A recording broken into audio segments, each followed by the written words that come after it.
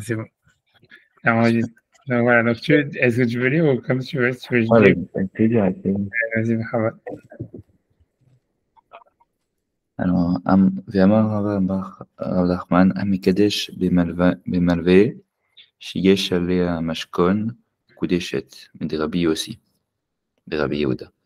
Ok, donc en fait, il dit que celui qui est marié, qui sanctifie, enfin, qui est marié avec l'aide d'un prêt où il y a un déposit, quoi, une garantie, Un gage, ouais, je sais pas comment on un appelle ça. gage, ouais. Elle est mariée selon la vie de Rabbi Yossi Bar Yehuda. Lavama Rabbi Yossi Bar Yehuda, est-ce qu'il n'a pas dit Rabbi Yossi Bar Yehuda, Maot Arishonot, Lav les Kiddushin Nitnu, est-ce qu'ils n'ont pas été donnés pour le. Ils n'ont pas été donnés pour les Kiddushin. Aïe Alva'a, I, Vi, Kufa, Mashkon, Hi.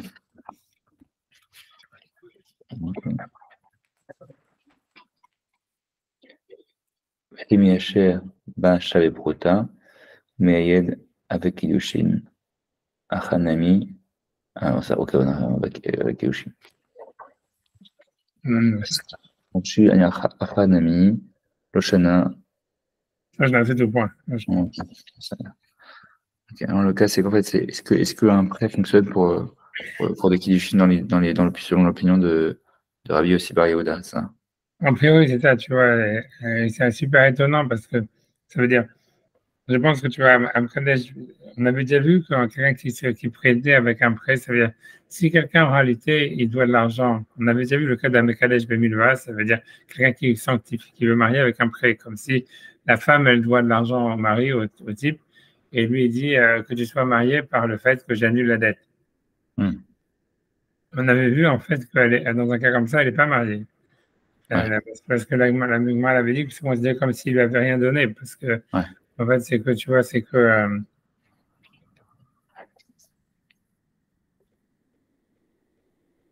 On avait pas, non, maintenant que je me rappelle, on n'a pas fini de s'asseoir devant. Parce que je me rappelle. On n'a pas fini de souhait, ouais. On n'a pas fait d'asseoir. On n'a pas fait d'asseoir.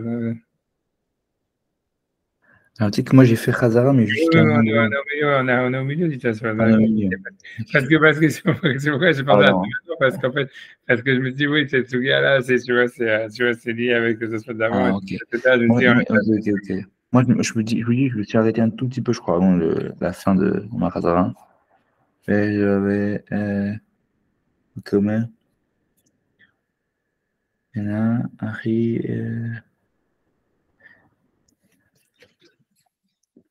Veyesh Lomar, je ne sais plus si je l'ai fait ça, celui-là. Ouais, ça veut dire, ouais, ça veut J'ai fait dire. Al-Kocha, Il y avait du Vim Mechisa. On était. On allait à peu près après ça, je me souviens plus après ça. On avait une tomate, tu vois, ça veut dire en réalité, c'est quoi, tu vois, c'est après qu'il avait dit, donc ça veut dire, Vim Tomar, je le vois. une tomate, et Achim Mitkadeshet, Hmm. Beomer Alat Sei Vekibli Kidushaïr, tu vois, ça veut dire, donc, tu regardes du mois, donc ça veut dire que, donc, le cas de Rav Nachman, là-bas, c'était, quelqu'un, il dit à sa fille, va recevoir ton petit Kiddushin, elle est mariée. Et alors, lui, ça se fait, il pose une question, il dit, donc après avoir dit que voilà, normalement, ça devrait être évident qu'elle est mariée parce que c'est le digne de Harev, du garant. Après, il a dit que ça ne payait pas, ouais. Ouais, la réponse, c'est que comme tu vois, en fait, c'est pas lui qui décide, elle peut annuler le mariage, donc ça veut dire, c'est pas parce que lui, il a marié qu'elle est mariée, c'est qu'elle a vraiment la possibilité de se marier. C'est ce qu'il avait dit Parce avant. qu'elle a une yad, c'est ça l'histoire, c'est qu'elle a une yad, vu qu'elle a la possibilité de refuser. Voilà, c'est De ça. la maïvria, alors dans ce cas-là aussi, elle a la possibilité de recevoir. Voilà, c'est ça. Mais la Ok. question, maintenant, il demande une question technique. Il me dit, Vim Thomas, si tu vas me dire, maintenant, la question inverse, et Achimit Kadesh, comment est-ce qu'elle pourrait être mariée? Mais Omer là, quand il lui dit, Tseiv Kiblik ou de Shaïr, va et reçoit tes kiddushin, va alors Katan, voilà qu'un mineur, l'Itlisekriya Minatora. Il n'a pas la possibilité, en fait, d'acquérir un objet d'après la Torah. Que des mashma, voilà ce qui explique, comme le Père Kamad Bametzia, comme on voit dans le premier chapitre de Bametzia, Dektana, qu'une mineure, En Layal, Diskod Batsma. Ça veut dire qu'une mineure, ça veut dire Katan, une Tana, elle n'a pas la force d'acquérir par elle-même. Et on dit là-bas, des médecins Katan, que même un objet trouvé par un mineur, et Rabbi aussi, En Bogezel Gamour, C'est-à-dire, selon Rabbi aussi, ça ne serait pas interdit d'après la Torah de lui prendre, de lui prendre les objets qu'il a trouvés, Ah, ok. parce qu'il n'a pas d'acquérir, il ne peut pas acquérir. Hmm. Mais là, il dit, ouais, mais si ce n'est que d'ordre rabbinique. Donc, il dit, il dit, Bishlama, Gabe Yehoud, ça veut dire, Ça si tu veux, fonctionne bien. voilà, pourquoi ça marcherait là-bas dans Yehoud? Voilà, c'est pour ça que tu vois que ça me pensé avec moi après. Des Atam, parce que dans Yehoud, là-bas, Din Hu Shetiske Bishar, ça veut dire, j'imagine le mot char ici, c'est bizarre, c'est autre chose, c'est un Le restant, le restant de quoi? Oui, on va dire, ok, le restant de l'alva, on va dire, ce qui lui reste de travailler, on va dire. C'est ça le mot char. C'est Bishio, ok. chez Nichard, comme Ouais, chez Nichard. ce qui reste du travail, ouais, Bishio. Chez nous, et là, Mechilat Shiabut Be'alma, parce qu'en fait, c'est que une annulation d'un Shiabut, d'une obligation qu'elle avait. Donc, c'est pour ça qu'elle peut se marier, parce qu'en fait, elle est mariée avec l'annulation du travail qu'elle devait faire. Mais en fait, dans le cas d'un mariage normal où le père il dit à la fille va recevoir ses kiddushin, comment est-ce qu'elle pourrait être mariée puisque une mineure, elle peut pas acquérir quoi que ce Mais soit. elle n'est pas dans un cadre légal qui existe. Ouais. Non? Elle n'est pas dans un cadre légal qui existe. Là, c'est dans la partie de sa fonction de Hama Ivria de pouvoir Ouais, en plus, c'est ça. d'avoir son travail. Et alors, ça va. Ouais. Ouais, dans tous les cas, on comprendrait pourquoi est-ce que ça marche. C'est-à-dire, mais ce qu'il dit, c'est comment est-ce que Rav Nachman Bar Yitzhak, Rav Nachman et Bar Yaakov, j'en sais, bon, Rav Nachman, comment Rav Nachman, lui, il peut, ça, Rav Nachman Bar Yitzhak, comment Rav Nachman Bar Yitzhak, il peut déduire de la Maïvria qu'un père, il peut dire à sa fille, va recevoir tes kiddushin. Ah voilà, en réalité, dans le cas de la Maïvria, c'est normal qu'elle peut acquérir les kiddushin parce que c'est simplement l'annulation d'une dette, on va dire. C'est que l'annulation d'une obligation qu'elle devait fournir et c'est avec ça qu'elle est mariée. Mais par contre, dans le cas, le père il va dire à sa fille, va recevoir tes kiddushin, pour qu'elle soit mariée, il faut qu'elle acquiert l'objet que le type il va lui donner. C'est pas du tout la même. Ouais, je vois. Donc, alors quand c'est qu'un mineur, il n'a pas la possibilité d'acquérir. Et Donc, donc là, on va aller sur l'annulation, sujet de l'annulation de la dette. ouais, c'est ça. Et tu vois, et moi, c'est pour ça, parce que pour moi, j'avais une question sur cet aspect. Ça veut dire parce que, en fait, tu vois, ça veut dire, on a bien vu qu'on peut pas se marier. La Gemara a dit avant, quelqu'un qui se marie avec une dette en disant j'annule la dette et tu seras marié par l'annulation de la dette, ça marche pas comme Kiddushin. Donc, automatiquement, tu es obligé de dire qu'elle n'est pas mariée avec l'annulation de la dette dans le cas de la Maïvria. Elle serait mariée, tu vois, plus par rapport, tu vois, il faudrait dire comme la Gemara dit là-bas, elle dit Bernat Mechilat Milva. Ça veut dire par le profit que tu as du fait que j'annule la dette, tu vois. Et parce que la Gemara avait dit ça, elle avait dit Amkadesh Milva Enam Ekudeshet. Et Bernat Milva, ça veut dire par le profit qu'elle a. Si quelqu'un dit que tu sois marié avec moi, par le profit que tu as du fait que j'annule la dette, ça marche. C'est ce que la Gemara elle a dit. Elle dit, mais c'est interdit de faire ça parce que ça ressemble à du ribit, ça ressemble à prendre des intérêts. Puisque tu vois, c'est comme si tu vois, il dit, parce que lui, il va recevoir quelque chose en plus de l'argent qu'il a prêté. Tu vois. Ouais. Est-ce que c'est permis dans ce cas-là? Parce que c'est pas du ribit. Ouais, c'est ce que d'autres rabbiniques, tu vois, c'est sûr, parce que c'est la grande ribit puisqu'il annule la dette déjà, et puis, tu vois, mais ça ressemble à du ribit, quoi. Ça ressemble à du ribit. Mais tu vois, mais la question, voilà, mais en tous les cas, on voit bien que la Gemara avait dit ça, tu vois, ça veut dire qu'on ne peut pas se marier avec simplement l'annulation d'une obligation parce que ce serait considéré comme s'il lui ne rien. Donc, tu vois, pour moi, c'était bizarre ce que ça se fait. Et c'est la suite de la Gemara, ça va être encore. Pour moi, tu vois, tout ça, c'est lié avec la suite de la Gemara, dans ce que tu viens de dire dans la Gemara, mais c'est pour ça que ça m'a fait penser à cette chose qu'on n'avait pas fait parce que tu vois, ça veut dire, a priori de la Gemara, on a l'impression que le type, quand il va se marier avec la fille, c'est comme Tosfot, il dit, il se marie en annulant la dette qu'elle lui doit. Ça veut dire, elle doit travailler pour lui, ça vaut Shavé Pruta, et il annule ça, et elle est mariée avec ça. Et ça, c'est bizarre parce que la Gemara elle avait dit clairement que ça ne marchait pas. Parce qu'en fait, tu vois, il faut qu'il lui donne quelque chose et il lui donne pas quelque chose, tu vois. Donc, il faut dire, en fait, tu vois, pour moi, la question que j'ai, c'est que, tu vois, c'est qu'est-ce que ça veut dire? Pour que ça marche, il faut dire, en fait, qu'il lui dit que, en fait, quand il se marie avec elle, c'est comme si, c'est pas qu'il se marie avec l'argent qu'elle lui doit, mais il se marie avec, comme on a dit dans la Gemara là-bas, Bernat, par le profit qu'elle a de ne plus travailler ou de ne plus. Mais est-ce qu'on peut dire quand même que c'est pas la même chose une dette qui est annulée, un travail qui n'est pas fait, parce que le travail qui n'est pas fait, il y a de l'effort en plus, c'est-à-dire que l'effort qui est fait pour, c'est pas que le paiement, c'est l'effort fait pour le paiement. Ouais. L'effort fait pour le paiement, il n'y est pas. Peut-être. Non, il faudrait dire un chidouche comme ça, tu vois, mais quoi qu'on dise, tu vois, si c'est quoi que ça, ok, ça marchera pas avec la Gemara d'après, mais ok, on pourrait peut-être ça, pour expliquer ta souhait, pour l'instant, quand si on n'a pas encore vu la Gemara d'après, on peut dire ça. Non, T'as mais raison. parce que juste, si jamais elle veut pas travailler, c'est pas considéré comme une dette, non? Ouais, non, c'est pire qu'une dette. C'est-à-dire que tu vois, l'idée, ce que tu dis, c'est vrai, c'est une logique vraie, ce que tu dis. C'est-à-dire que, en fait, pour expliquer l'idée, c'est que, imaginons, c'est pas comme ça qu'il faut poser la question. L'idée, elle est comme Ok. ça. Imagine quelqu'un, tu vois, il a emprunté de l'argent et tu vois, il fait défaut, il n'a pas d'argent de quoi rembourser. Est-ce que maintenant, est-ce qu'il est obligé d'aller travailler pour rembourser la dette? Ouais. La règle est que non. En fait, tu vois, ça veut dire que, comme tu as dit, ça veut dire que, tu vois, ça veut dire que quand tu contractes une dette d'après la Torah, ça ne crée pas, en fait, une sorte de shi'abud sur le corps. Ça ne crée Ouais. pas une obligation physique de rembourser. Hmm. Ça crée une obligation sur tes biens. Ça veut dire que l'emprunteur, ses biens, ils sont hypothéqués pour rembourser la dette. Mais si jamais, en fait, il n'y en a pas, shalom, tu vois, eh ben, tu vois, Il donc n'y a en pas fait, être pas une Shaboul. obligation sur le corps de la personne de payer pour ça. C'est une Gemara dans Bamitia, c'est assez connu comme truc. Tu vois, donc ça veut dire, tu vois, c'est-à-dire, donc, t'as raison de dire qu'en fait, ça fait une grosse différence avec le cas de l'esclave juif. Elle a un chien boudagouf, ça veut dire, elle a son corps, il est obligé de travailler. Et peut-être, tu vois, tu as raison, c'est possible que ça serait ça l'explication. Ça veut dire, en fait, ça, c'est. Donc, comme là, il a une obligation dans son corps de travailler, peut-être là, quand il annule ça, on ne peut pas dire, ah, il ne lui a rien donné parce que c'est que, tu vois, ça veut dire l'argent, elle était déjà chez elle et tout ce qu'elle avait, c'est une obligation de remboursement. Là, il y a vraiment comme une sorte, tu vois, d'annulation. Tu vois, il lui donne quelque chose, quoi, puisqu'il avait une sorte tu vois, de shi'abud agouf, ça veut dire on va dire, parce qu'après ça, il y a l'histoire de ça, parce qu'il y a une acquisition sur le corps. On va oublier l'histoire de l'acquisition, mais toi, tu veux dire, même si jamais on ne parle pas qu'il y avait une acquisition sur le corps de la fille, mais en tous les cas, il y avait une obligation sur le corps de la fille de travailler. Et ça, il annule. Et ça, peut-être, c'est plus fort que l'annulation d'une dette. Et ce serait pour ça que Tosfot, il envisage que c'est avec ça qu'elle est mariée, tu vois. C'est possible, tu vois, c'est possible de dire ça. Ça veut dire, je suis d'accord, ça veut dire, ça serait une bonne logique de dire ça.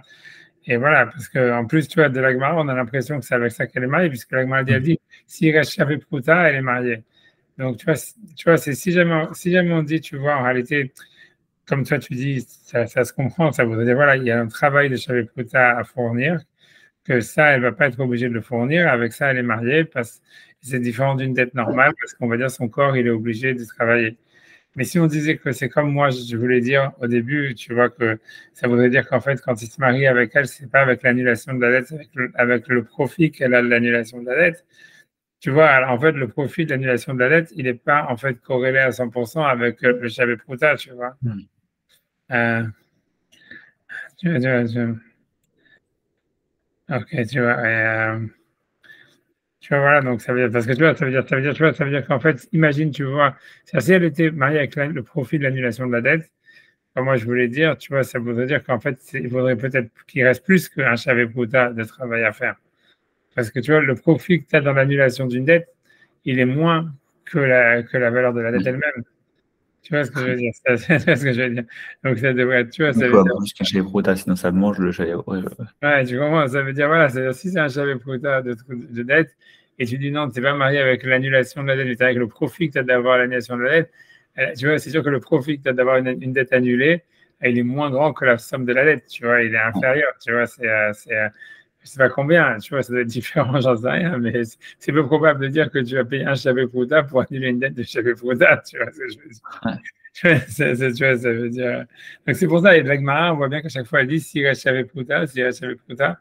Et donc on a l'impression en fait que tu vois, c'est pas par le profit de l'annulation de la dette, parce que sinon on devrait dire s'il reste, tu vois, de quoi un profit de chavé prouta dans l'annulation de la dette. Mais ce que tu dis, toi, c'est mieux, tu vois, c'est sûr, ok, ça colle mieux. Mais si tu veux, le problème avec ça, c'est que ça ne veut pas du tout coller avec la suite de la Gemara, tu vois. Parce que tu vois, la Gemara, juste après, qu'est-ce qu'elle va dire? Tu vois, la Gemara que tu viens de lire, elle dit quoi? Elle dit, Rav Nachman, il dit, on apprend de là que si jamais quelqu'un il va se marier, il a une dette et il se dit, je me marie avec la dette et qu'il y avait un mashkon, qu'il y avait une sorte d'objet, alors elle est mariée. Elle dit, et la Gemara que tu viens de dire, il dit, on va le refaire après dans les mots, n'aie pas peur, mais Hmm. parce que tu viens de le lire, mais tu vois, la Gemara dit, n'est-ce pas que ici, elle, ce qu'il lui doit, c'est de l'argent et en fait, voilà, il a une sorte de gage sur l'argent, et comme il annule la dette, elle est mariée. Donc aussi, si quelqu'un se marie avec une dette sur laquelle il y a un gage, alors on va dire ça marchera, tu vois. Mais tu vois, mais si tu dis que ici, en fait, c'est pas une dette normale, c'est parce qu'en fait, elle est obligée de travailler avec son corps. Donc, tu ne veux pas déduire du cas de la maïvria au cas d'une dette normale. Tu vois.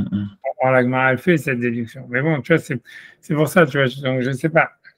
Non, non. Mais bon, pour l'instant, comme on n'a pas encore fait l'agma que tu as lu tout à l'heure, donc on peut dire, pour expliquer Tosfot, comme toi tu as dit, on va garder ton explication. Ça veut dire que Tosfot, il envisage que ici, l'esclave juive, elle va être mariée par l'annulation de la dette, pas parce qu'elle a reçu quelque chose. Ah, l'annulation de la dette, normalement, ça ne fait pas un mariage. On va dire comme toi, tu as dit. Ici, c'est différent parce qu'en fait, elle est vraiment son corps, il est obligé de travailler pour rembourser la dette. Et donc, c'est beaucoup plus fort. Donc, quand il annule cette obligation, il lui donne quelque chose de physique, on pourrait dire, tu vois. Mais ça se fait dans tous les cas, il dit, et donc c'est pour ça que le mariage, il marcherait. On va dire comme tu as dit, toi. Et dans tous les cas, tu veux dire, en partant de là, il veut dire, mais tu ne veux pas déduire de là que si on donne à une mineure un objet, pas un objet, mais c'est-à-dire que si le père il dit à une mineure, tu peux te marier avec qui tu veux, va te marier, qu'elle puisse être mariée en recevant les kiddushin, puisque là, elle doit recevoir un objet physique, une bague ou j'en sais rien. Et ça, en fait, elle n'aurait pas la capacité de l'acquérir. Ouais. C'est ça la question de ça. C'est clair la question? Très clair. Ok. Ok, alors tu veux dire la réponse ou tu la réponse Alors, attendez, je peux prendre de Vim Thomas. Je peux prendre de Vim Thomas et Arié. Vas-y. Ok, Vim Thomas, tu vas me dire, et Achim Mitkadeshet, comment est-ce qu'elle peut être mariée? Bon, mais là, quand le père il lui dit à elle, Tsei Vekibli Kidushair, sort et va recevoir ses Kiddushin. Ve'alo, Katan, dites les Echia. N'est-ce pas que le Katan, il n'a pas la capacité d'acquérir quoi que ce soit, mais la Torah, d'après la Torah. C'est des machmas Perikama de Bametzia, comme ça semble être, on le semble, comme le premier chapitre du Bametzia. Diktana, en layal liskot be'asma, qu'une mineure, elle n'a pas la capacité, je pense, de s'acquérir elle-même.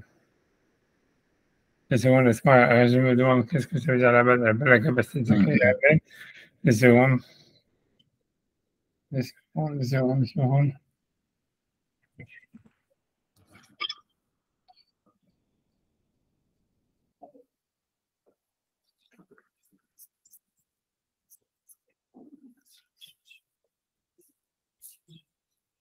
Une seconde.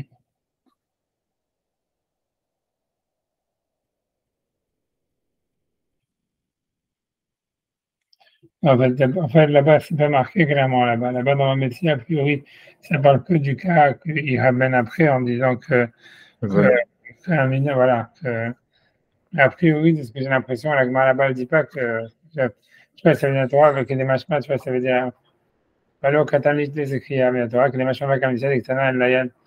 Ouais, ça veut dire, Ktana en Layan, l'Israël d'Asma, ça serait Tasfot qui rajoute ça. Ça veut dire, la mineure, elle n'a pas la force de s'acquérir elle-même, puisque dans Bamétia, on voit que même ça veut dire un mineur qui aurait trouvé un objet, d'après la Torah, il n'y aurait pas d'interdit de lui voler. Mais ce n'est pas marqué dans l'Agma là-bas qu'une mineure ne peut pas s'acquérir elle-même.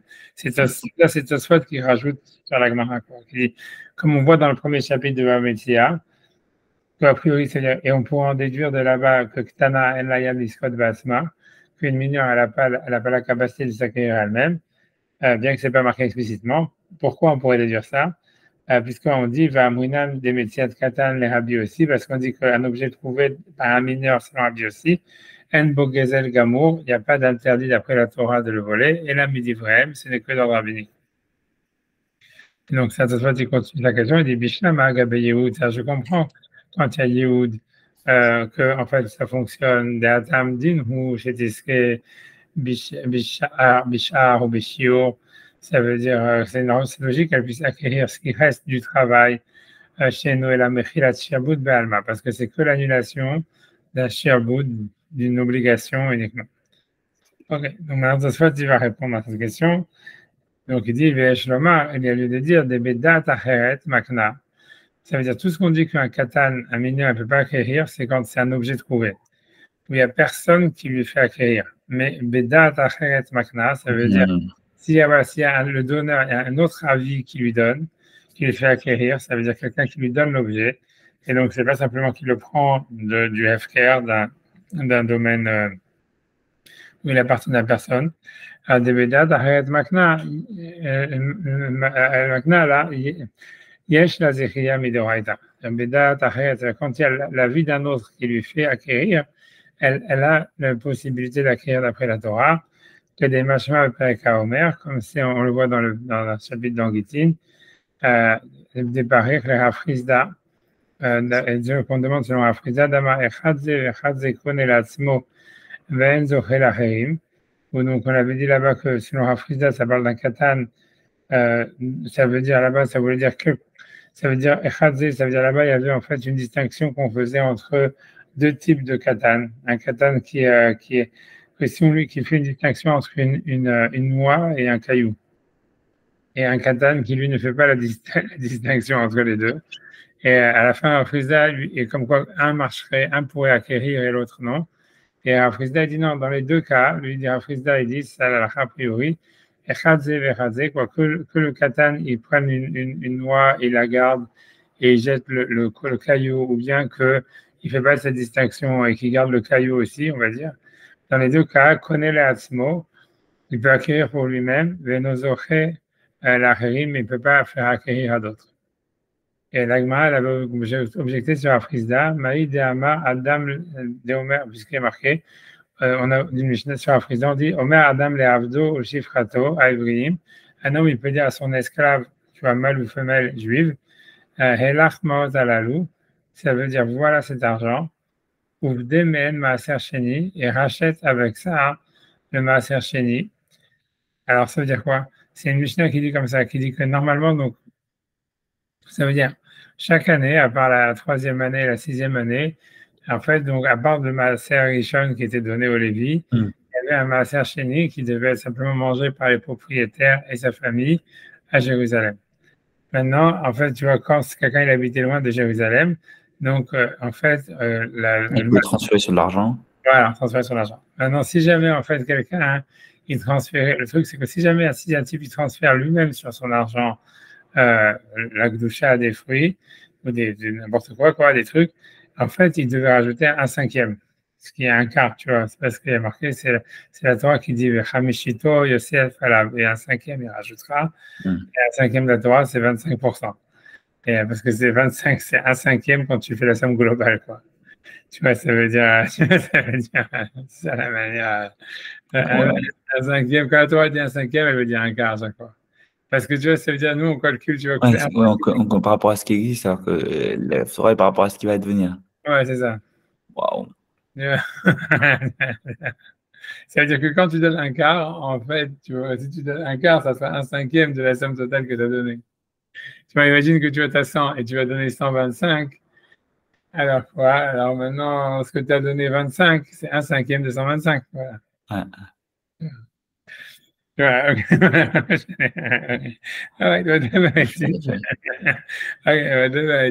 importe pourquoi elle parle comme ça, j'en sais rien, mais en tous les cas, donc un cinquième, ça veut dire un quart. Mais en tous les cas, bref, mais donc le type, il doit rajouter un quart, voilà, quand il rachète les fruits de son propre maaser.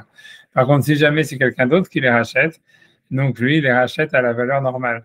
Quand il va racheter, si quelqu'un, tu vois, il dit, voilà, il va, imagine le propriétaire, il vend les fruits du Maaser Sheni et reçoit en échange de l'argent. Donc la Kedusha, elle est transférée sur l'argent. Mais en fait, l'acheteur, il ne doit pas payer un cinquième ou un quart de plus. Il doit rembourser, il doit simplement mettre la valeur normale des fruits. Et la Kedusha, c'est-à-dire la mitzvah de rajouter un cinquième ou un quart, elle est uniquement si c'est le propriétaire lui-même qui rachète ses fruits sur de l'argent. Mais si jamais, en fait, le propriétaire, il les vend à quelqu'un d'autre et l'autre, il paye l'argent pour les fruits et ensuite, donc, la Kedusha, elle est transférée sur l'argent, comme c'est pas le propriétaire lui-même qui les a rachetés, donc, en fait, l'acheteur, tu vois, il transfère la Kedusha sur l'argent qu'à la valeur des fruits, pas un cinquième. D'accord? J'ai pas. Hein? En fait, l'histoire, à partir du moment où on parle d'Ektana et... Attends, mais je suis pas encore arrivé là, ça Ah, c'est une ok. introduction, je suis désolé, j'ai pas parlé de Ah, ok. voiture, mais j'ai quand même fait une introduction. Est-ce que c'est clair ça? Ça veut dire que quand il y a Maaser Sheni, parce qu'il faut comprendre, tu vois, Non, ça veut non, dire, c'est pas- tu vois, ça veut dire que c'est quand il y a Maaser Sheni, quand il y a Maaser Sheni, on l'a racheté, donc si quelqu'un habitait loin de Jérusalem, il transférait la Kedusha sur l'argent. Ouais. Il pouvait transférer la Kedusha sur l'argent. Si lui-même il transférait la Kedusha sur l'argent, ça veut dire qu'il utilisait son argent et que lui-même était propriétaire des fruits et qu'il transférait la Kedusha des fruits ou de la récolte sur l'argent, il devait rajouter un cinquième. Ok. Ok. Mais si jamais c'est quelqu'un d'autre qui a acheté les fruits et que la Gdoucha elle était transférée sur l'argent, tu vois, imagine un acheteur, lui, il va acheter les fruits du Maser Sheni et il dit, voilà, à la place, tu vois, donc il va lui donner de l'argent et la Gdoucha, elle va être transférée en fait sur l'argent. Non, le vendeur, quoi, il va recevoir de l'argent, l'ancien propriétaire, il va recevoir de l'argent et cet argent, maintenant, il va avoir la Gdoucha de Maser Sheni. Maintenant, Ah, ok. tu vois, lui, une tierce personne qui va racheter les fruits du Maser Sheni pour transmettre sur la Gdoucha, sur l'argent, en fait, il doit pas rajouter un cinquième. Il paye simplement la valeur des fruits normalement. Il paye la valeur des fruits et avec cet argent, il peut aller à Jérusalem. Voilà, c'est-à-dire l'acheteur maintenant, le vendeur, je veux dire, le vendeur, lui, il a reçu de l'argent. Cet argent maintenant, la Gdoucha, des fruits qu'il avait, elle est transférée sur l'argent. Et lui, ben, toujours la même chose. Tu vois, le propriétaire, c'est lui qui a la mise de manger ces fruits-là à Jérusalem. Donc, il doit prendre cet argent, aller à Jérusalem et l'utiliser. Mais le truc, la différence, c'est qu'il ne doit pas rajouter un cinquième. Si c'est Hmm. lui-même qui rachète ses fruits pour fruits, il doit rajouter un cinquième. Si c'est quelqu'un d'autre qui rachète ses fruits pour lui, il ne doit pas rajouter un cinquième. Ok, C'est ça. ça c'est clair. Voilà. Maintenant, la Mishnah, elle dit comme ça. Parce que quelqu'un, il peut faire une magouille. Ça veut dire, c'est quoi la magouille? Ça veut dire que si jamais quelqu'un il a un esclave, il dit voilà, je prends l'argent et rachète mes fruits. Comme ça, il n'a pas besoin de rajouter un cinquième. Ouais. Alors la question, c'est est-ce que ça marche? Tu vois. Alors la Mishnah, elle dit oui, tu peux faire ça. La Mishnah, elle dit que quelqu'un, il peut dire ce que la Mishnah te dit ici. Un homme, il peut dire à son esclave juif, mâle ou femelle, tiens, voilà 100 dollars, ou voilà l'argent, et rachète avec ça les fruits de mon Maaser Sheni. Et le chidouche de la Mishnah, c'est que c'est considéré comme si une tierce personne qui les rachète, et donc il n'est pas obligé de rajouter un cinquième. Ok. C'est clair? Et maintenant, donc, qu'est-ce que la Gemara, qu'est-ce qu'elle veut avec ça? Elle dit, mais voilà, une esclave juive femme, elle est automatiquement mineure, puisque dès qu'elle a les simanim, elle est libérée. Donc, ça veut dire que donc, toute esclave juive féminine, elle est mineure. Donc, la Il question de n'existe la pas l'esclave juive là. j'en sais pas a priori. Tu vois, moi aussi, je me suis toujours demandé, mais c'est qu'a priori, une femme juive, elle ne peut pas se vendre volontairement en tant qu'esclave. Ouais. A priori, c'est ça. C'est toute la paracha de l'esclave juif et tout ça, c'est qu'un homme. A priori, une femme, elle ne peut pas. Donc, en tous les cas, donc, c'est ce que j'ai l'impression, en tous les cas. Ok. Tu vois, en tout cas, l'Agma, c'est encore une autre preuve, tu vois, parce que l'Agma, elle dit une esclave juive, elle est toujours mineure. Donc l'Agma, là-bas, elle demande, elle dit, mais comment si un mineur, il n'a pas une capacité d'acquérir, alors comment est-ce qu'on peut dire qu'il a acquis l'argent et qu'en plus, il peut racheter les Ouais, fruits avec? mais comment on n'a pas forcément dit que c'était dans le cas d'une Amariria. Oui, non, mais si, là, il y a marqué là-bas, regarde dans la Mishnah, il y a marqué, tu vois, c'est ça la question, elle dit. Donc on objecte sur Afrizda, que Afrizda, lui, il avait dit qu'un mineur, il n'a pas la capacité d'acquérir. Il peut acquérir pour lui, mais pas pour les autres. Hmm. On lui objecte parce que de cette Mishnah. Mais Aïd, Omer, Adam, les Avdo, un homme il peut dire à son esclave, ou à Shifrato à Ivrim, ou son esclave femelle juive, Hmm. Marot, voilà de l'argent à la loue, voilà cet argent, ou PD men Maaser Sheni, et rachète le Maaser Sheni. Tu vois, pourquoi il ferait ça? Pour gagner le fait de ne pas payer le cinquième. Et la Mishnah, elle dit, tu peux faire ça. Et sur ça, la Gemara, elle dit, mais le chiffre à Ivria, mais la chiffre à Ivrit, chiffre à Ivria, Ktanaï, c'est sûr qu'elle est mineure. Mhm. La question veut dire, comment est-ce que tu vois, en fait, elle pourrait, selon Afrizda, racheter les fruits, puisque là, c'est non seulement elle doit acquérir l'argent d'abord, mais en plus, après ça, elle doit acheter les fruits avec. Donc, elle doit faire acquérir l'argent ensuite au vendeur. Et donc, ça, elle ne pourrait pas le faire. Mhm. Donc, tu vois, donc ça veut dire, Vedaché, l'agma, elle rejette là-bas en disant, ça parle d'Altis, Sheno, Nakuv, des Rabanan. Ça veut dire qu'on parle du Maaser Sheni, qui est pas un Maaser Sheni qui était obligatoire d'après la Torah, puisqu'on parle d'une récolte qui aurait poussé dans un pot qui n'était pas troué. Et donc, c'est-à-dire que d'après la Torah, pour expliquer l'histoire, c'est comme ça, c'est que Ah, c'est normalement, un pot, ok. Si un pot qui est troué, normalement, on considère que même si jamais il est séparé de la terre, il est, en fait, on dit que voilà, les racines, malgré tout, elles arrivent, même si elles ne sortent pas, on considère que elles en profitent de la terre, elles grandissent de je sais pas quoi, de la terre, c'est-à-dire il y a comme quelque chose qui vient de la terre qui les fait agrandir. Mais si c'est un pot qui n'est pas troué, qui est fermé, donc d'après la Torah, même si tu as utilisé de la terre d'Israël et tout ça dans ton pot, ça ne serait pas tour de maaser, parce que ce n'est pas considéré comme si jamais ça grandit dans la terre. Et les Chachamim, tu vois, ils ont obligé, tu vois, quelque chose qui serait grandi en serre, par exemple, tu vois, si quelqu'un il fait cultiver des choses en serre, normalement, d'après la Torah, il n'y a pas d'obligation de maaser. Si toi, tu fais, voilà, comme ils font maintenant, tu vois, les gens, ils font grandir des choses dans leur appartement et tout ça, d'après la Torah, c'est pas obligatoire, même si tu es en Israël, il n'y a pas l'obligation de maaser. Mais dans le rabbinique, ils ont dit que tu es chayav. Donc, les rabbins, ils ont dit, on fait tous les maaser à la trouma, mais c'est que dans le rabbinique. Et la Gemara dit, c'est de ce type de maaser qui est que dans le rabbinique, que la Mishnah, elle permet, en fait, de faire acquérir une Yama Ivriya pour les racheter et tout ça. Parce que comme l'obligation, elle est de toutes les manières que dans le rabbinique, donc en fait, les Chachamim peuvent dire, OK, même si un katan, en réalité, d'après la Torah, il n'a pas véritablement, tu vois, une capacité à acquérir, tu vois, ça veut dire, comme ici, de toutes les manières, l'obligation, elle est que dans le rabbinique, donc ils ont dit aussi, ça marche, tu vois. Parce que tout ce qui est dans le rabbinique, voilà. Donc ça, c'est ce que la Gemara répond là-bas. Maintenant, qu'est-ce que Tosfot veut dire avec ça? Il dit comme ça, il dit, OK, Michlal, c'est-à-dire j'en déduis du fait que la Gemara dit ça. Et donc, il veut dire comme ça, tout ce qui dérangeait la Gemara, là-bas, c'est pas que la fille, tu vois, elle peut acquérir l'argent. Ce qui dérangeait la Gemara, c'est comment est-ce qu'elle peut faire acquérir cet argent au vendeur, tu vois, puisqu'en fait, Rafrizda, lui, il avait dit, un katan, il peut acquérir, mais ne peut pas faire acquérir, tu vois. Et c'est sur ça qu'on lui avait objecté, cette Mishnah. Et la Gemara, elle a besoin de dire, non, c'est que dans le rabbinique et tout ça. Mais tu veux dire, du fait que dans la Havamina, la Gemara, elle avait un problème que sur Rafrizda, mais elle pensait que si on ne pense pas comme Rafrizda, il n'y a pas de problème. Ça veut dire, on voit bien que la Gemara, elle pensait qu'un katan, il peut acquérir d'après la Torah. Et tout le problème qu'elle avait, c'est uniquement comment est-ce qu'il peut faire acquérir cet argent à quelqu'un d'autre. Mais acquérir, il pouvait, tu vois. Et pourquoi? C'est parce que c'est quelqu'un d'autre qui lui donne, tu vois. Comme ici, le maître, il lui donne l'argent. Donc là, et donc c'est soit il apporte ça comme pour apporter une preuve en disant que on voit qu'un katan, un mineur, il peut acquérir d'après la Torah quand quelqu'un d'autre il lui fait acquérir. Et sa preuve ici, elle est de la question de la Gemara, c'est-à-dire que du fait que la Gemara, elle utilise cette Mishnah, au début, elle pensait que c'était du vrai maaser de la Torah, que ça ne parle pas de quelque chose qui a grandi dans un pot.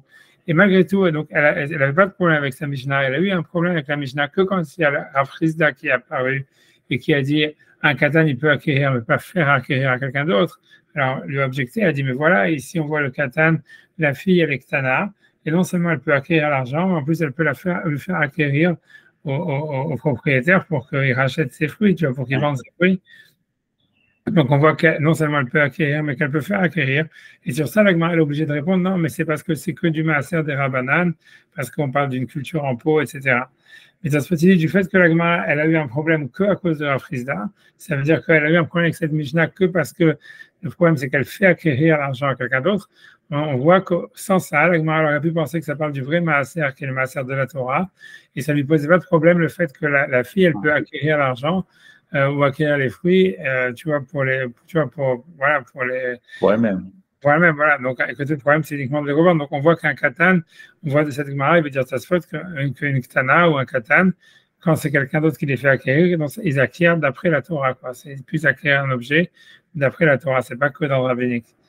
Et donc, est-ce qu'il en a dit qu'un objet trouvé, est-ce que Rabbi aussi, il a dit dans Bametia, qu'un katan, en fait, d'après la Torah, on pourrait le voler s'il a trouvé un objet, c'est uniquement parce que c'est un objet trouvé que personne ne lui a fait acquérir. Mais si quelqu'un lui a fait acquérir, donc il acquiert d'après la Torah. Et donc, c'est pour ça qu'il voudrait dire que ici, quand le père, il va dire à la fille, va recevoir ton kiddushin, ça marcherait puisque le mari, lui, il va donner l'argent à la fille, donc il y a quelqu'un qui lui fait acquérir l'argent. Faire acquérir le problème, c'est acquérir soi-même qui pose un problème. Ouais, c'est acquérir soi-même. Mais oui, ouais, c'est ça. C'est ça ce que c'est du coup de là que. Là qui arrive l'objection. Ouais. Oui, mais on voit de la. Le faire acquérir Ça pose un problème. C'est acquérir sous ordre, en fait, c'est ça. Quand on dit faire acquérir, c'est acquérir sous l'ordre d'un majeur. Voilà, et ça marche. Ça marche. Quand après, il dit sur le sujet de l'acquisition, oui, parce que dans le cas du Elle, massage. tu vas faire acquérir à quelqu'un d'autre. Ça, c'est autre chose, tu vois. Donc, ce que toi, tu prouves, c'est-à-dire que si jamais quelqu'un lui fait. Il y a trois cas, si tu veux. Il y a un mineur qui va acquérir un objet trouvé. Et ça, qui va acquérir un objet trouvé, un objet qui était, tu vois, qui était du domaine public, qui était dans le domaine FK. Donc là, la Gemara dans Bava Metzia, elle dit que, en fait, d'après la Torah, un katan, il peut pas acquérir. Il peut pas acquérir une Metzia, un objet trouvé. Et parce que, voilà, et de toute façon, au début, il dit donc, voilà, ça veut dire qu'un katan, il peut pas acquérir période, tu vois. Et donc, il y a une question sur notre Gemara, comment est-ce que le père, il peut dire à la fille, va recevoir tes kiddushin, puisqu'elle ne peut pas acquérir. Ça, c'est ça la question de Tosfot.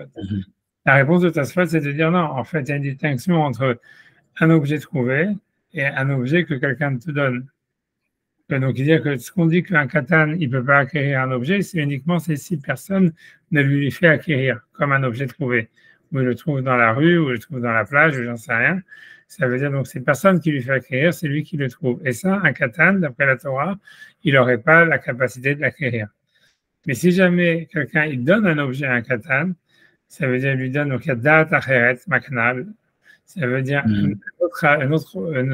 quelqu'un d'autre lui donne.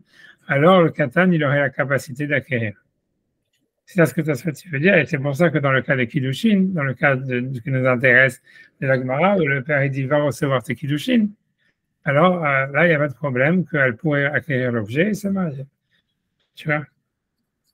Tu vois, puisque voilà, ça c'est ce que tu veux dire. Mais moi, j'ai un troisième étage, c'est ça, c'est le cas de... C'est-à-dire, est-ce qu'un katan, il peut faire acquérir un objet à quelqu'un d'autre? Sur ça, alors Frisda, il dit non, il ne peut pas. C'est ça que j'ai compris, enfin, j'arrive à comprendre le faire acquérir, j'arrive pas à comprendre. Ça veut dire faire acquérir, c'est simplement que tu vois un katan, ok, il acquiert un objet, imagine, je ne sais pas, on lui a donné un cadeau, j'en sais rien, une cravate, ou une voiture, si tu veux, les voitures. Ouais. Il acquiert une voiture, et maintenant il veut vendre la voiture. Alors ça, vendre la voiture, il ne peut pas. Tu vois, ça veut dire, il peut pas. Et tu vois, il peut acquérir un objet si on lui a donné, ou tu vois, même si on l'a essayé d'acheter, parce que acheter, ce serait un problème, parce que comment il va te donner l'argent. Mais même acheter, elle peut prendre les $100. Voilà. Elle ne peut pas vendre les $100. Elle ne peut pas acheter des fruits. Voilà. Parce que ça nécessite, tu vois, voilà. Ça veut dire, il y a deux choses qu'un mineur ne peut pas faire, d'après la Torah, en tous les cas, c'est acheter un objet, acquérir un objet trouvé qui appartenait à personne. Un katan, il ne peut pas faire.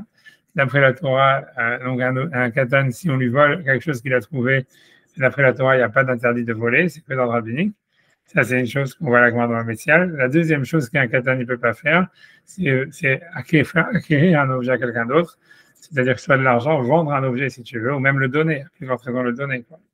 Si un katan il donne quelque chose, en réalité, voilà, il peut pas, son don, en fait, il n'est pas valable. C'est pour ça que tu vois, dans le cas du Lulav, je sais pas, cette fameuse Mishnah, je ne sais même pas pourquoi est-ce que tu vois, de toute façon, tu n'as pas cité cette Mishnah qui est, tu vois, super explicite, que tu vois, moi, dit comme ça que si jamais, à l'époque, tu vois, parce qu'il y a une mise de Chinour de donner un Lulav à un katan, et la Gemara a dit, le premier jour, il ne faut pas donner le Lulav au katan, avant d'avoir fait soi-même la mitzvah, parce que si tu vas donner le lulav au katan, on va vous le redonner après. Voilà, exactement. Et donc, toi, après, ça sera comme le premier jour, la mitzvah, ça doit t'appartenir, parce qu'il y a marqué ou le kartem lachem, pour vous. Et donc, voilà, si tu as donné au katan, il ne veut pas te le rendre, et donc voilà.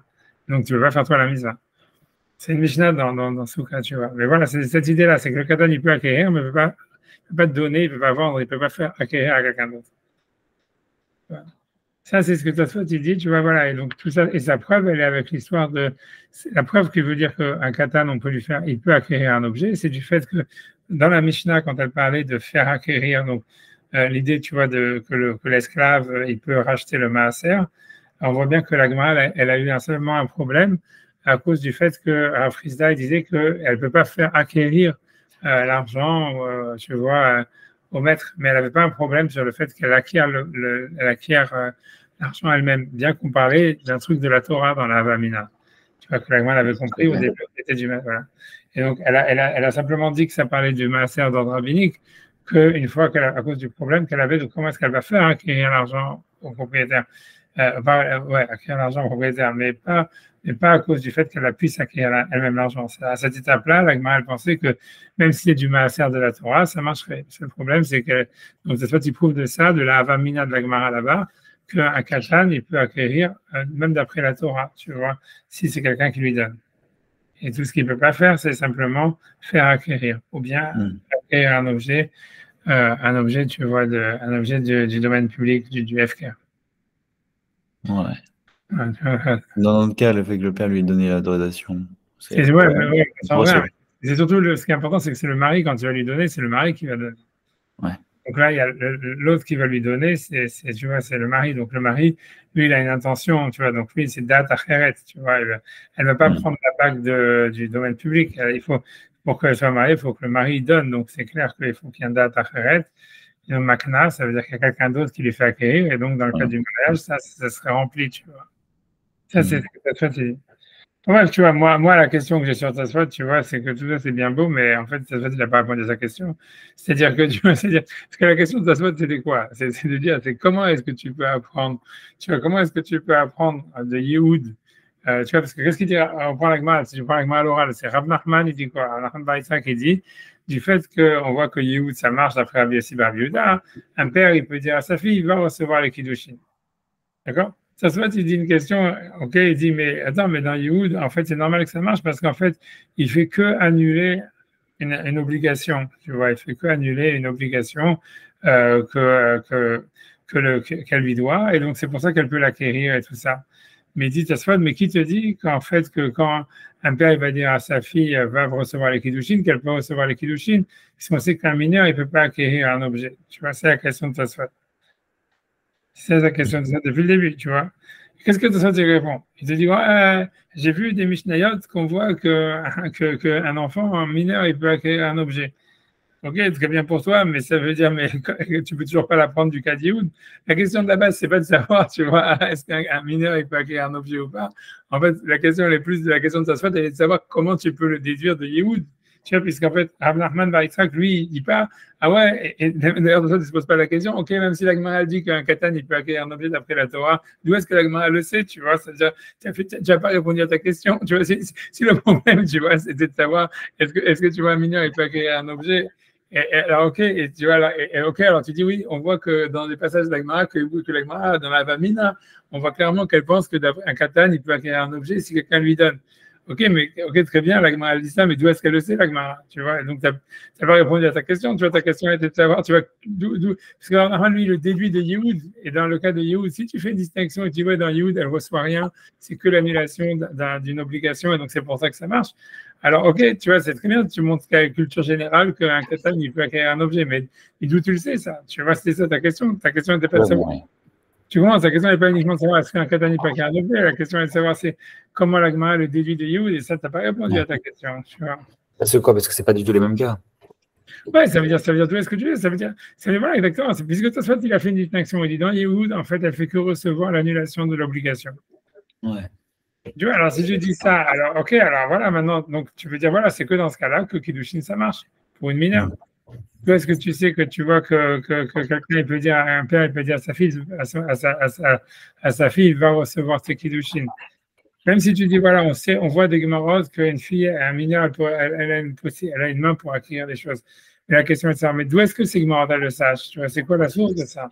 Et si jamais il y avait une source comme tu vois, ça veut dire, alors que Nachman, il semble avoir déduit ça de Yehoud, or de Yehoud, il n'y a pas de preuve, puisque dans Yehoud, il ne lui donne pas un objet, tu vois. Donc, tu vois, ça veut dire, moi, je pense, tu vois, c'est ça, moi, je pense qu'a priori, ça reste, tu vois, ça reste. On n'est pas sur les mêmes ordres de niveau du tout. Ouais, c'est ça, c'est-à-dire, voilà, c'est ce que toi, tu dis, c'est vrai, tu vois, toi, il a répondu à sa question, qu'on voit qu'un katan, il peut acquérir un objet d'après la Torah, si quelqu'un lui fait acquérir. Ok, très bien. Et ça expliquerait pourquoi, techniquement, on pourrait, en fait, le père, il pourrait dire à la fille, il va recevoir tes Kiddushin. Parce qu'elle pourrait acquérir les Kiddushin de son mari qui lui donne. Mais, ok, mais le problème, c'est que il n'a pas résolu un autre problème qui était de dire, ok, mais d'où est-ce qu'on le sait, tu vois? Ça veut dire, voilà, puisque c'est ce que lui il dit j'apprends ça de Yehoud. Mais dans Yehoud, tu ne vois pas ça, tu vois, parce que dans Yehoud, tu dis que c'est que l'annulation d'une obligation. Il y a une obligation, mais c'est pas l'acquisition de quelque chose. Voilà, c'est ça, exactement. Donc, en fait, tu ne pourrais pas le déduire de Yehud. Donc, je ne sais pas, tu vois, c'est pour ça que moi, je pense pas que, tu vois, moi, je ne comprends pas comment, tu vois, moi, voilà, j'ai cette question sur ta soirée, tu vois, je ne vois pas comment est-ce que. Ouais, comment on passe de l'un à l'autre, bien sûr. Voilà, c'est ça, tu vois, ce qu'il dit, c'est vrai, mais la question, c'est que même les Gemarotes qu'il a citées, elles ne semblent pas avoir une source elle-même pour dire ça, tu vois. Ouais, Et la question, il elle se doit dit, dire ok. ouais, elle acquiert quelque chose en. Non, si, parce que quand même, Rabbi Yossi Bar Yehuda, c'est qu'elle acquiert quelque chose. C'est ça, mais tu vois, mais la question, c'est un peu, tu vois, c'est deux choses l'une. C'est si oui, ça veut dire si tu dis qu'elle acquiert. Moi, je pense comme toi, parce que moi, je me dis, si c'était comme ce que je te dis, quelqu'un, en fait, ne peut pas se marier en annulant une dette, tu vois. On a vu, là, elle disait que si quelqu'un dit que tu vas me coups d'échette par le fait que j'annule la dette, que tu me dois, elle n'est pas mariée. Ouais. Donc, ça veut dire, a priori, comme tu dis, c'est que ici, c'est considéré qu'elle reçoit quelque chose. Sinon, elle ne serait pas mariée, tu vois. Mais à partir du moment où tu dis ça, tu vois, ça veut dire, ça soit il aurait dû répondre, il aurait dû répondre comme ça, en disant voilà, dans Yehoud, l'Aktana, elle reçoit quelque chose, et voilà, et c'est tout, tu vois, parce que sinon elle ne serait pas mariée, et donc c'est pour ça qu'après, Rav Nachman, il peut déduire que si quelqu'un, un père, il dit à sa fille, va recevoir tes kiddushin, ça marche. Ça veut dire, tu vois, ça veut dire, voilà, ça veut dire, tu vois, voilà, ça, tu vois, ça c'est la réponse, tu vois, qui fonctionne, si tu veux. Mais Tosfot, il dit pas ça. Tosfot, il dit non, en fait, dans Yehoud, Tosfot, il ne remet pas en cause l'idée qu'elle est mariée parce que, en fait, c'est que l'annulation d'une obligation et tout ça, etc. Il remet, dans sa réponse, il ne remet pas ça en cause. Il fait quoi apporter des preuves qu'on voit qu'une mineure, elle peut acquérir un objet si quelqu'un lui fait acquérir. Tu vois, et ça ne suffit pas pour répondre à sa question. Parce que tu vois, ça fait quoi opposer le truc. Ok, alors dis donc qu'il y a un truc, il y en a comme ça, qu'une mineure elle peut acquérir un objet si quelqu'un lui fait acquérir. Mais d'abord, d'où est-ce que la Gemara sait ça? Les Gemara qu'il a cité, tu vois, d'où est-ce qu'elles le sachent, d'où est-ce qu'elles le savent? C'est quoi leur source, tu vois? Ah. Et en plus, et ok, et en plus, Rav Nachman lui semble apprendre ça de Yehoud. Et de Yehoud, tu ne peux pas l'apprendre, tu vois. Tu vois, c'est ça, c'est pour ça que tu vois, ça reste difficile pour moi. Je ne sais pas. Et à part ça, tu vois, le vrai problème de tout ça, c'est que voilà, bon, voilà, mais bon, c'est, tu vois, c'est le fait, enfin, c'est voilà, enfin, vraiment, enfin, la suite, c'est, tu veux, c'est lié avec la suite de la Gemara, ça veut dire, le vrai problème, c'est que, avec quoi, en fait, la vraie question, c'est de savoir, même en faisant abstraction de ta soie et tout ça, et de la Gemara qui suit, tu vois, c'est de comprendre que dans Yehoud, comment est-ce qu'elle est mariée, la fille, tu vois, c'est-à-dire, qu'est-ce qu'elle reçoit exactement, tu vois, si elle reçoit, comme ta soie, tu dis, l'annulation d'une obligation, on a du mal à croire que ça marche, tu vois. Ça veut dire, à moins de dire, comme toi, tu as dit, que c'est une obligation tellement forte parce qu'elle doit travailler avec son corps, donc c'est différent d'une dette normale. C'est comme si elle recevait quelque chose. Ouais. Ouais, on pourrait dire ça, tu vois. C'est sûr qu'on doit dire ça, on doit dire ça. Toi, tu ne le dis pas, mais ce qui est sûr, c'est que dans la suite de la Gemara, on voit aussi que ce n'est pas comme ça. Parce que tu vois, la Gemara, elle dit, par la suite, elle dit, tu vois, la Gemara que tu as lue tout à l'heure, tu vois, on va la relire après, tu vois, mais ça veut dire, elle dit quoi? Elle dit, c'est ça qu'il dit, j'apprends de cette histoire de Yehoud qu'un homme qui a, en fait, si quelqu'un, une femme, elle lui doit de l'argent et qu'il a un gage et on va dire, il lui rend le gage, a priori. Même, alors, ça serait si même s'il ne lui rend pas le gage et qu'il lui dit que tu sois marié avec cette dette, alors elle serait mariée. Et pourquoi? Parce qu'on voit dans Yehoud, tu vois, avec quoi elle est mariée, la fille? Avec le travail qu'elle doit fournir. Et lui, il annule cette obligation. On va dire, et le gage, ça serait son corps à elle-même, on va dire. Et donc, c'est comme s'il lui rendait le gage, on va dire. Et donc, elle est mariée. Et tu vois, alors, ok, donc on voit vraiment que, tu vois, en fait, elle est mariée vraiment avec l'annulation de l'obligation, tu vois. Mais pour moi, tu vois, ouais, que ça voudrait dire, en fait, même si quelqu'un, en fait, il ne peut pas se marier en annulant une dette, s'il y a une gage, comme il lui rend le gage, alors elle reçoit quelque chose. Tu vois. Et donc, ici, tu vois, c'est comme elle reçoit le gage, c'est son corps. Comme tu vois, elle reçoit son corps, donc elle reçoit quelque chose. Mais tout ça, on va voir que Tosfot, il va vraiment, c'est pas du tout évident, tu vois. C'est pas du tout évident. On va voir, tu vois, mais bon, c'est pour ça. Tu vois, c'est pas la suite de la Gemara, tu vois, tout ça, ça devient, c'est compliqué, tu vois, c'est compliqué. Ben voilà, mais bon, en tout cas, moi, je pense pas que je vais pouvoir continuer la Gemara. D'avoir la petite, et après, je vais partir au Slichot. Ok, ouais, merci beaucoup, Ava. Voilà, merci à toi. Et voilà. Merci à vous, c'était l'étude, c'était un... À chaque fois qu'on arrive à Rosh Hashanah, on finit un cycle d'années d'études ensemble. Khatima Tova, super. Khatima Tova, Alors, Bessara Tova, merci pour toi. ok. Arrête, alors que les meilleurs, alors que Merci pour vos efforts le soir comme ça. ça, ouais, il faut que je vois à quelle heure c'est les écoles, je vais regarder. Arrête. Avec Khatima Tova, le genre de Khatima Tova. Catalana aussi, j'en sais rien. Parce que, je sais pas, chez nous, ça va être pluvieux. Je pense Shabbat et Yom Kippour et tout ça, donc je me dis, il ne faut pas attendre. Là, je crois que c'est vraiment les 7 jours, ils sont passés aujourd'hui, je crois. À 10 heures. C'est le jour de quoi? Parce que ceux qui attendent 7 jours après la nouvelle lune pour faire Birkat Halvana. Ah, mais pourquoi moi, chaque fois, le minag, il est de le faire en sortant de Yom Oui, Kippour ou en sortant de ouais, Shabbat? ouais, mais tu vois, le truc, c'est qu'en Israël, tu peux faire ça parce que et c'est pas des pays, il neige, il pleut pas, tu vois. Mais chez nous, tu vois, si tu fais ça, tu as des risques Ah, de le manquer. de manquer complètement, tu vois, parce que je vois, moi, tu as regardé la vidéo, j'ai regardé la météo, c'est il va pleuvoir Shabbat, et il va pleuvoir lundi, tu vois, après ça, tu vois, il reste très peu de nuits, en fait, après pour. On peut le faire du tout après. Tu peux faire jusqu'à 2 semaines après la nouvelle lune. La nouvelle lune, c'est ce qu'ils annoncent à la Ouais, choule. Quand ils disent le molad will be. ouais, bien sûr, bien sûr, bien sûr.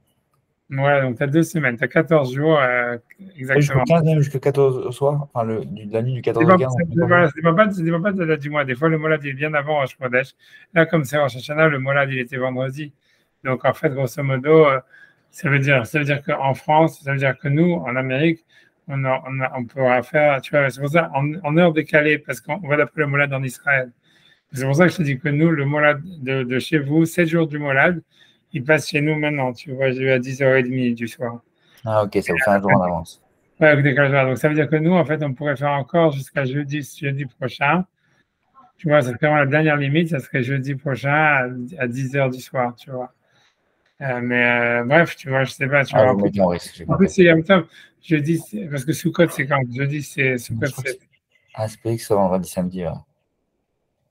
C'est ça, donc déjà, voilà, ok, donc déjà, ça serait déjà trop tard. Mais, ok, tu vois, mais c'est-à-dire, voilà, ça laisse pas beaucoup de nuits, tu vois, en général, c'est possible, tu vois, mais bon, tu vois, le truc, c'est que tu dis, est-ce que tu prends un risque, tu prends pas un risque? Ça sert à rien, tu vois. Dans Shulchan Aruch, tu vois, parce que dans Shulchan Aruch, il dit de pas, même Avodia Yosef, il dit qu'à l'extérieur d'Israël, dans les pays où il pleut souvent, lui, il dit de même pas attendre le 7e jour. Lui, il dit de faire après le 3e jour, comme il dit le Rama et tout ça. Ça sert à rien. Moi Et aussi, choix, on dit quoi? Shulchan Aruch, lui, il parle, parce que encore une fois, le Shulchan Aruch, lui, il parle des pays où il n'y avait pas de Dieu, puis justement, en Espagne, il fait beau tout le temps, j'en sais rien. Tu vois, mais ça veut dire, tu vois, encore une fois, tu vois, le Shulchan Aruch, il dit d'attendre 7 jours, de faire Motsai Shabbat. Tu vois, la vraie halakha, c'est de dire, en fait, normalement, ce qui est marqué dans le Mishnah Berurah, c'est de dire que si jamais on est avant le 10, jusqu'au 10, on attend jusqu'au 10. S'il te reste encore 3 nuits après, tu peux penser que Mistama, tu vas pouvoir le faire. Tu vois. Parce que c'est logique. J'imagine, moi aussi, j'ai du mal à croire qu'il va pleuvoir, tu vois. Tu vois, ça veut dire jusqu'à jeudi prochain, tu vois ce que je veux dire. Ouais. Tu vois, donc c'est logique que normalement, il faudrait attendre, tu vois. Peut-être je vais attendre, je ne sais rien, peut-être je vais attendre. Je sais rien. Je vais voir ce que je vais faire, je vais réfléchir. Normalement, c'est mieux d'attendre jusqu'au 10, c'est ça? Ça veut dire, c'est pas d'attendre jusqu'au 10, c'est s'il y a un samedi soir, ou si jamais il y a Motsai Yom Kippour, tu vois, comme cette fois-ci, donc tu peux retarder jusqu'au 10. Tu vois, le Shulchan Aruch, d'abord, lui, il dit attendre 7 jours après le Molad. Ça, c'est un truc de Kabbalah et c'est le serment dans Shulchan Aruch. Et le Rama lui dit tu peux faire après 3 jours après le Molad. Ok. Avodia Yosef, il dit que dans les pays, en Israël, tu vas d'être mahmir sur 7 jours parce que tu vois, c'est pas des pays très nuageux. Donc, en fait, voilà, même si tu attends après 7 jours, il y a très peu de chances que tu rates. Mais tu vois, quand tu habites, tu vois, en Amérique, surtout là où les post me parlaient, c'est sur la Russie, toute l'Europe de l'Est. Tu vois, tous les post d'Europe de l'Est, ils ont dit Ouais, ne pas être marmière sur 7 jours parce qu'à leur époque, tu vois, ouais. je pense que la Russie, c'est encore plus nuageux que l'Amérique, tu vois. Mais l'Amérique, c'est aussi pas mal, hein, honnêtement. Tu vois, à Paris, c'est le plus dur pour faire Birkat Halvana. C'est carrément incroyable. Faire Birkat Halvana à Paris, tu vois, c'est pas bajoute. Hein. Moi, chaque fois en Elul, tu vois, moi, je reste, tu vois, il faut se mettre en face du périphérique et tout ça, et attendre, et machin, et blablabla. Tu vois, c'est pas évident du tout, parce que je sais pas en plus pourquoi, tu vois, la Lune, elle est super basse sur l'horizon. Et tu vois, elle monte pas, tu vois, elle monte peu après. C'est très bizarre comment le système. Je ne m'étais jamais rendu compte jusqu'à ce que j'allais en Amérique, mais tu vois, en fait, à Paris, en plus avec les buildings et tout ce que tu veux, en fait, tu vois, c'est hyper challenging de faire des Birkat Halvana sur certains mois de l'année, en tous les cas en Elul. Moi, je suis là-bas chaque année en Elul. Chaque année, Tu vois, c'est vraiment, tu vois, c'est carrément de l'ordre du truc, tu vois, je suis obligé de rester dehors. Des trucs incroyables, tu vois, à chaque fois, tu vois, c'est super envie. Parce que c'est super nuageux d'abord Paris, et en plus de ça, tu vois, je sais pas, en Elul, je sais pas pourquoi, la Lune, tu vois, en fait, elle sort pas haut au-dessus du, pendant les 14 premiers jours du mois, elle sort pas haut au-dessus des buildings. Elle se lève très tard, elle se couche très tôt en plus. Donc, tu as une fenêtre hyper courte, tu vois. Et c'est toujours un gros, tu vois, c'est toujours, c'est vraiment pas, je connais plein de mecs qui font pas Birkat Albana, tu vois, en Paris plein de fois, tu vois, ça veut dire qu'ils ratent plein de fois Birkat Albana. Parce que tu vois, si tu fais pas attention tout le temps, etc., et d'attendre dehors même, en disant, OK, j'attends qu'il y ait un trou pour pouvoir faire et tout ça, c'est super difficile. Mais voilà, tu vois, je veux dire, mais voilà, donc chaque pays est différent, tu vois.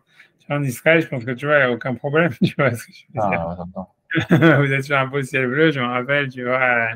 C'est drôle, c'est différent. Hein. Il y a un petit point. Et voilà, donc c'est sûr qu'en Israël, il n'y a pas de question, tu vois, On a j'imagine. un peu de nuages. Ouais, bon, voilà, pas de Non, pas quoi. trop. Ouais, je me rappelle tellement de ces matins-là en Israël. Ah, mais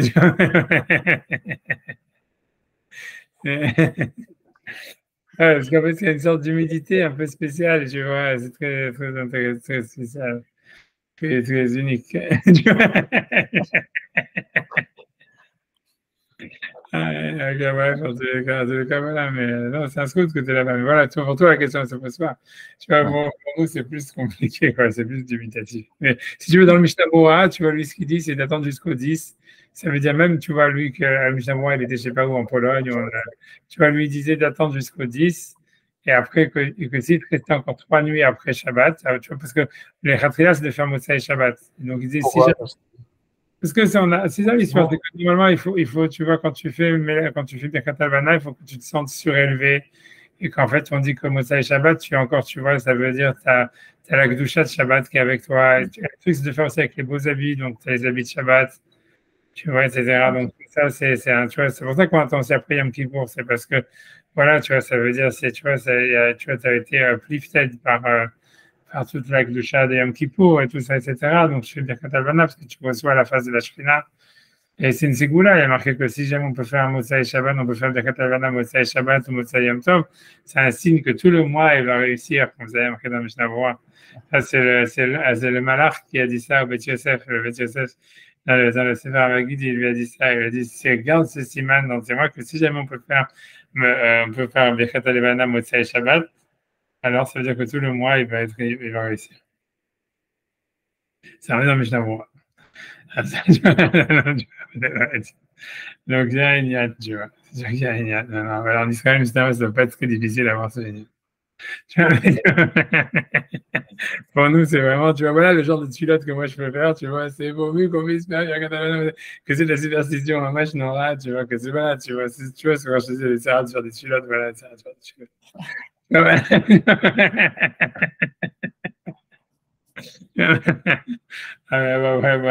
je te Ah, laisse. d'accord. Merci beaucoup. Shabbat shalom et Jeune facile et voilà, et ben, amen, amen. voilà. Allez, écoute, bonne Allez, année. ciao. Merci à vous aussi. Merci beaucoup. Bye bye. Ouais.